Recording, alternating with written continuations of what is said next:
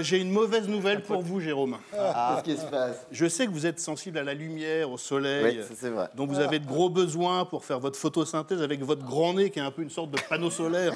Eh ben, malheureusement, dans 6 jours, on passe à l'heure d'hiver. Ah, mais ça, j'en suis malade. En avançant dans la nuit de samedi à dimanche, on va reculer d'une heure.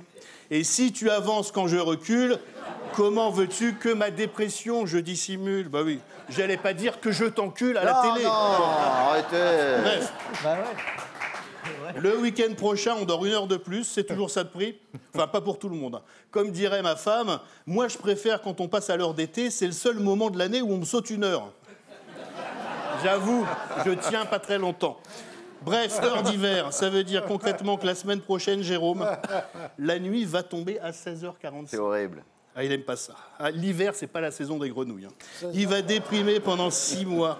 Vous avez vu le thème de son nouveau livre, Corvette? Il l'a écrit un mois où il pleuvait. Je vous lis le résumé. En rentrant de son footing, Jacques Bios, 60 ans, est assailli de crampes. Il découvre alors qu'il est atteint d'une maladie dégénérative. Il ne lui reste que quelques années à vivre.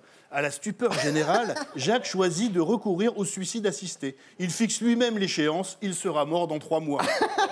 Ben c'est gai, c'est bien, hein? Et le prochain, alors ça va être quoi? Un roman sur les avortements clandestins dans le Pas-de-Calais? Une biographie d'Émile Louis? Ou pire, un roman sur la fin de règne d'Emmanuel Macron?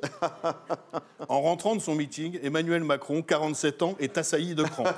Il découvre alors qu'il est atteint d'une maladie dégénérative. Il ne lui reste que quelques mois de mandat.